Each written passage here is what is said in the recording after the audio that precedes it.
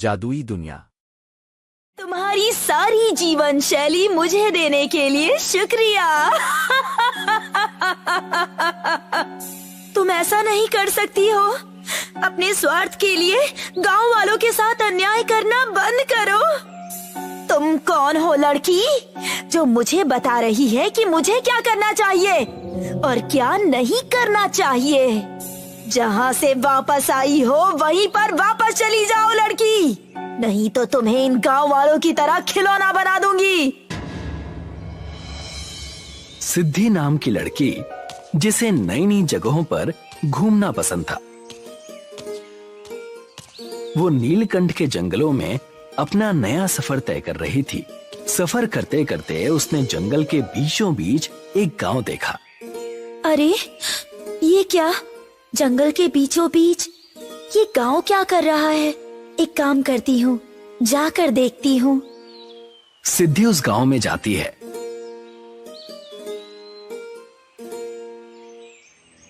जाते ही वो देखती है कि इस गांव के लोग आम लोगों से बहुत अलग हैं। किसी के पैरों पर कूदने वाला यंत्र लगा है और किसी के पीठ पर घुमाने वाली चाबी। ये सब देखकर सिद्धि हैरान हो जाती है।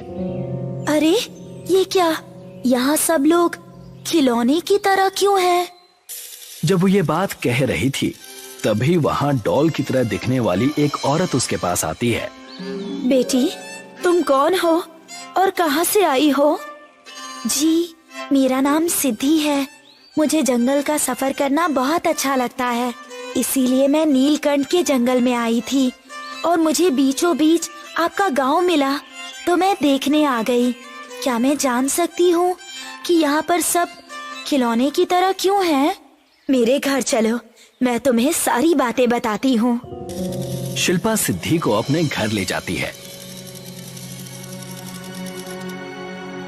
और उसे कहानी बताना शुरू कर देती है। करीब 1 साल पहले लैला नाम की बुरी जादूगरनी नीलकंठ के पहाड़ पर एक मटके में किसी तरह की जादुई छड़ी बना रही थी। आज तो मैं ये खिलौना छड़ी बना कर ही रहूंगी। मैं इस ख्वाब के पौधे को इस मटके में डालकर देखती हूँ। लैला जैसे ही ख्वाब का पौधा उस मटके में डालती है, उसमें से एक जादुई छड़ी निकलती है। मिल गई, खिलौना छड़ी मिल गई मुझे। अब मैं इन गांव वालों की आयु इस छड़ी के द्वारा अपने में जोड़ लूंगी। लैला के हाथ में एक ऐसी छड़ी आ गई थी जिससे लोगों की जीने की आयु कम करके वो अपने में जोड़ सकती थी और लोगों को वो छड़ी खिलौने में बदल सकती थी। एक दिन फिर लैला उस छड़ी को लेकर हमारे उज्जवल गांव में अंधियारा डालने आ गई। गांव वालों, बाहर आओ। ये तो लैला जादूगरनी है। ये यहाँ क्या कर रही है? लैला, तुम यहाँ क्या करने आई हो? चली जाओ, तुम्हारा यहाँ कोई लेना देना नहीं है। देने का तो पता नहीं, मगर लेने जरूर आई हूँ। आज मैं तुम सभी को खिलौने में बदल दूंगी और तुम्हारी आयु चुरा लूंगी। लैला अपनी छड़ी को सामने उठाती है और सबके शरीर खिलौने में बदल जाते हैं। ये क्या हुआ? मेरा शरीर आधा कंगारू की तरह कैसे हो गया? उस दिन के बाद से इस गांव के सारे लोग खिलौने में बदल जाते हैं और 7 बजे के बाद पूरी तरह से खिलौने में बदल जाते हैं और हिल भी नहीं पाते। गांव वाले मिलकर उस जादूगरनी को क्यों नहीं रोकते? कैसे रोके बेटी? कोई ना कोई तरकीब तो होगी इस जादू को रोकने की, और वो मैं ढूंढ कर ही रहूंगी। सिद्धि वहाँ से निकल जाती है और नीलकंठ में कोई राज ढूंढने लगती है। देखते ही देखते उसे एक बड़ा सा पेड़ दिखाई देता है जिसमें ठीक बीचों बीच एक गुफा बनी होती है। ये नीलकंठ जंगल तो सच में बड़ा ही अजीब जंगल है। पहले गांव, अब ये पेड़ के अंदर गुफा। इसमें भी जाकर देखती हूँ कि इसमें क्या है। सिद्धि उस पेड़ के अंदर चली जाती है। जाते ही उसे लगता है जैसे वो किसी अलग दुनिया में ही पहुंच गई हो। वो जादूगरनियों के गांव में पहुंच जाती है, जहां पर उसे विमला नाम की जादूगरनी मिलती है। आओ आओ, आपका बहुत बहुत स्वागत है जादूगरनियों के जादुई गांव में। लेकिन बेटी, तुम यहाँ कैसे आ गई? वो दरअसल मैं एक बुरी जादूगरनी की खोज में थी, जिसका नाम लैला है। क्यों बेटी, तुम उस लैला को क्यों ढूंढ रही हो? क्या उस खिलौने गांव की वजह से? जी, ठीक कहा आपने। आप मुझे बता सकती है कि मैं उन गांव वालों की मदद कैसे कर सकती हूँ? मैं तुम्हें बताती हूँ। नीलकंठ की बड़ी चोटी पर एक गुफा है, उसमें वो लैला रहती है। उसकी सारी शक्तियाँ वहाँ पर रखी एक चमकदार गेंद में है। उसे तोड़ दो तो उसकी सारी शक्तियाँ चली जाएंगी, और मैं तुम्हें एक पीने के लिए दवाई और जादूगरनी की छड़ी देती हूँ। दवाई पीने के बाद उसके खिलौना छड़ी का असर तुम पर नहीं होगा, और इस छड़ी को तुम उसकी छड़ी को तोड़ने में इस्तेमाल कर लेना। जी, आपका बहुत बहुत शुक्रिया मेरी इतनी मदद करने के लिए। अगर हम अच्छी जादूगरनियां मदद नहीं करेंगी तो और कौन करेगा? सिद्धि वो दवा पी लेती है।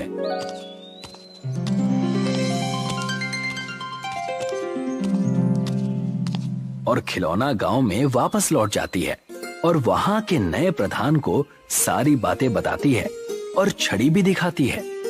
अगर हम ये छड़ी उसकी खिलौना बनाने वाली छड़ी पर मार दे तो उसकी छड़ी टूट जाएगी, मगर हम उस जादुई गेंद को कैसे तोड़ेंगे? उसकी चिंता मत करो, मेरे पास एक अच्छी योजना है।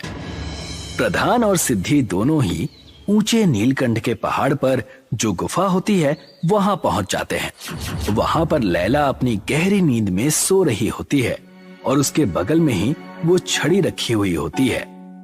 देखो कितने आराम से सो रही है, हमारी नींद उड़ाकर। धीरे बोलिए, ये जाग जाएगी।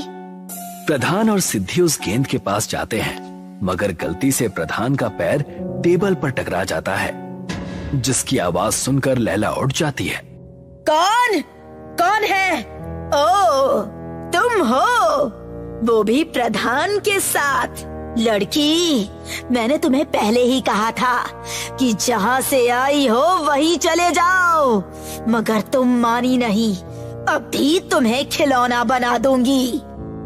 लैला खिलौना छड़ी से सिद्धि को खिलौना बनाने की कोशिश करती है, मगर वो खिलौने में नहीं बदलती। अरे, ये कैसे हो सकता है? मेरी छड़ी काम क्यों नहीं कर रही है? पक्का ये विमला का काम होगा। कि तभी सिद्धि उस चमत्कारी गेंद को तोड़ देती है। नहीं, तुमने बहुत बड़ी गलती कर दी। अब मैं इन गांव वालों को हमेशा हमेशा के लिए खिलौना बना दूंगी। लैला उस छड़ी के साथ वहां से भाग जाती है और गांव की तरफ जाने लगती है। प्रधान जी, चलिए, नहीं तो ये गांव में पहुंचकर सबको हमेशा हमेशा के लिए खिलौना बना देगी। बेटी, मैं भाग नहीं सकता, मैं बहुत बूढ़ा हो गया हूँ। अब तुम ही हो जो हमें बचा सकती हो। जाओ बेटी, जाओ। आज मैं इस पूरे गांव को खिलौने में बदल दूंगी और हमेशा हमेशा के लिए अमर हो जाऊंगी। नहीं, तुम ऐसा नहीं कर सकती हो। अब बस बहुत हो गया। अब तुम हमारे जीवन के साथ और नहीं खेल सकती। लगता है उस लड़की ने तुम्हें नई पट्टी पढ़ाई है। उतने में ही सिद्धि अपनी छड़ी से उसकी खिलौना छड़ी पर वार करती है और उसकी छड़ी टूट जाती है और वो अचानक से बूढ़ी और कमजोर हो जाती है। नहीं, मेरा चेहरा, मैं तो बूढ़ी हो गई। मेरी मेहनत। तुम्हारी मेहनत तो गई पानी में। जैसे ही उसकी छड़ी टूटती है, गांव के सारे लोग खिलौने से फिर से इंसान बन जाते हैं। मैं तो पूरी इंसान बन गई। और मैं भी, मेरी पीठ की चाबी भी गायब हो गई। तभी वहां पर प्रधान भी उस चमत्कारी गेंद के साथ आ जाते हैं। मैं भी ठीक हो गया हूँ। मगर हमें इस बूढ़ी लैला का कुछ करना होगा, नहीं तो ये वापस इस गांव में उपद्रव मचाएगी। इसीलिए मैं इस गेंद को साथ ले आया। मैं तुम सबको नहीं छोड़ूंगी। मेरी गेंद मुझे वापस दो। टूटी ही सही, मगर उसमें अभी भी शक्तियां हैं। जैसे ही लैला उस गेंद को लेने जाती है, उतने में ही वहाँ पर अच्छी जादूगरनी विमला आ जाती है। लैला, अभी तो सुधर जा। कब तक तू ऐसे ही लोगों का बुरा करती रहेगी? एक समय था जब तू खुशहाली से हमारे साथ जादुई नगरी में जिया करती थी। तेरे इन्हीं हरकतों की वजह से तुझे वहाँ से निकाल दिया गया। मैं बस हमेशा के लिए जिंदा और खूबसूरत रहना चाहती थी, चाहे इसके लिए मुझे जो करना पड़े। और इसीलिए तूने इस पूरे गांव का बुरा करना शुरू कर दिया है। इससे हम या तुम लड़ नहीं सकते लैला। इसे हमें अपनाना होगा। सच्चाई को कितना ही छुपा लिया जाए, मगर एक झूठे को हमेशा उसकी सच्चाई पता होती है, और आज नहीं तो कल उसे उसका सच जरूर मिलता है। ये सुनकर लैला की आंखों में आंसू आ जाते हैं और वो जोर जोर से रोने लगती है। उस दिन के बाद से लैला कभी परेशान नहीं करती है और सब अपनी जिंदगी खुशी खुशी जीने लगते हैं। एक गांव में खुशबू नाम की एक लड़की रहती थी। खुशबू 18 साल की हो चुकी थी, लेकिन उसका दिमाग कुछ बच्चों जैसा था। चल मेरी घोड़ी टुम्बकटू, कहाँ का दूल्हा कहाँ के तू। अरे खुशबू, तू यहाँ खेल रही है। लड़के वाले तुझे देखने आ रहे हैं। उन्हें पता चल गया कि तू इस उम्र में भी खिलौनों से ही खेलती है, तो फिर तेरी शादी नहीं हो पाएगी। चल फटाफट तैयार हो जा और लड़के वालों के सामने अपना मुंह बिल्कुल मत खोलना। लड़के वाले खुशबू की सुंदरता देखकर उसे पसंद कर लेते हैं। उन्हें पता ही नहीं था कि खुशबू इतनी बड़ी होकर भी खिलौनों से खेलती है। खुशबू जब अपनी ससुराल पहुंचती है तो वो बैग में भरकर सारे खिलौने भी लेकर आती है। एक रात जब खुशबू के पति हिमांशु की रात में आँख खुली तो उसने देखा कि खुशबू खिलौना कार से खेल रही है। मेरी कार है सबसे तेज, चाहे कोई लगा ले रेस। खुशबू, ये क्या कर रही हो? मुझे अपने खिलौनों से प्यार है। हिमांशु उस रात तो खुशबू के खिलौने से खेलने की आदत पर ध्यान नहीं देता, लेकिन जब उसने देखा कि खुशबू रोजाना ही खिलौनों से खेल रही है तो एक रात वो खुशबू पर चिल्लाने लगा। ये क्या पागलपन है? तुम कोई बालक हो जो खिलौनों से खेलती हो? हिमांशु की माँ भी कमरे में आ जाती है। बेटा, इसने और इसकी माँ ने हमें धोखा दिया है। ये लड़की पागल है। दिन में भी मैं इसे खिलौनों के साथ ही खेलते देखती हूँ। मैं पागल नहीं हूँ और ना ही मेरे अंदर दिमाग कम है। ये खिलौने मेरे पिताजी ने दिलवाए थे। मैं अपने पिताजी से बहुत प्यार करती थी। ये खिलौने उनकी अंतिम निशानी है। मुझे नहीं चाहिए ऐसे खिलौनों से खेलने वाली बहू। हिमांशु और हिमांशु की माँ खुशबू को रात में ही घर से बाहर निकाल देते हैं। ले पकड़ अपना सामान और खिलौने, अब कभी मुझे अपनी शक्ल मत दिखाना। खुशबू बेचारी रोती हुई अपनी माँ के घर पहुँचती है। खुशबू की माँ बीमार थी और खटिया पर पड़ी हुई थी। अरे बेटी, तू इतनी रात में? मेरे ससुराल वालों ने मुझे घर से निकाल दिया माँ। तू चिंता मत कर बेटी। खुशबू की माँ को जोर जोर से खांसी आने लगती है और वो दम तोड़ देती है।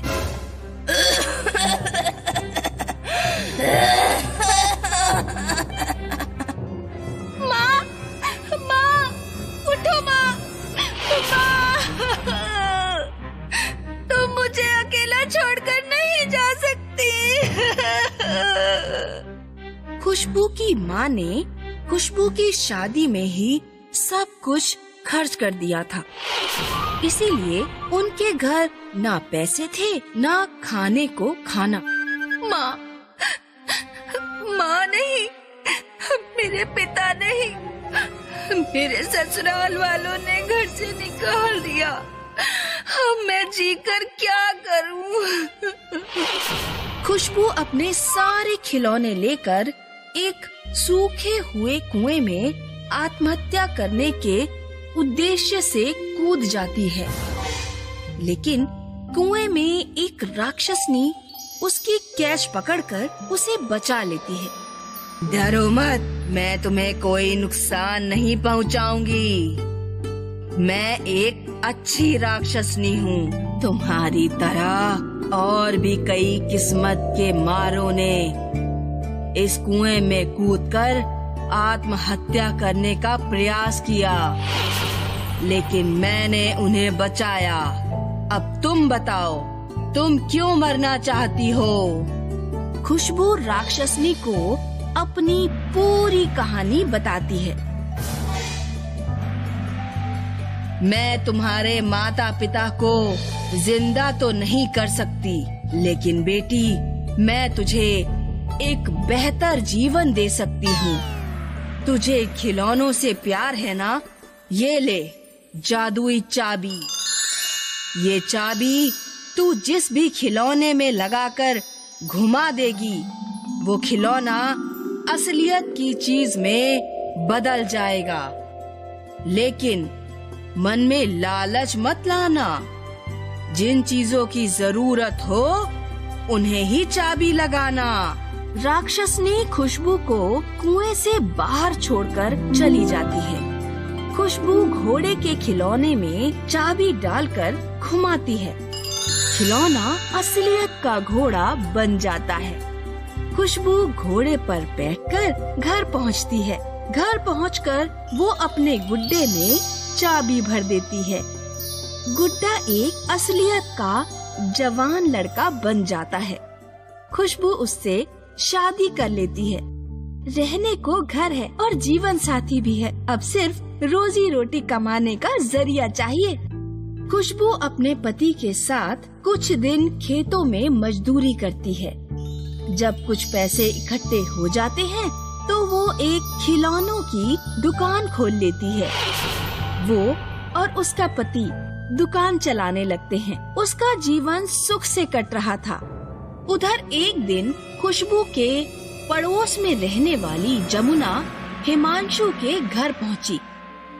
तुमने अपनी जिस बहू को घर से बाहर निकाला था, उसे एक जादुई चाबी मिल गई है, जिससे किसी भी खिलौने की वस्तु को असलियत का बनाया जा सकता है।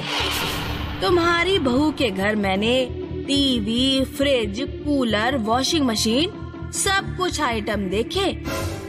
भला पूरे गांव में ये आइटम किसके घर होंगे? हिमांशु सोचता है कि अगर वो चाबी किसी तरह उसे मिल जाए तो मजा ही आ जाए। एक रात हिमांशु खुशबू के घर की छत पर चढ़ जाता है। वो खपरेल हटाकर खुशबू के घर में घुसता है और चाबी चुरा लेता है। हिमांशु बाजार जाकर एक बड़ा सा खिलौना, घर और एक बहुत सुंदर गुड़िया खरीद लाता है। अब आएगा मजा। इस खिलौना घर से मिलेगा मुझे एक बहुत बड़ा घर, और ये सुंदर गुड़िया बनेगी एक बहुत सुंदर स्त्री, जिससे मैं विवाह करूंगा।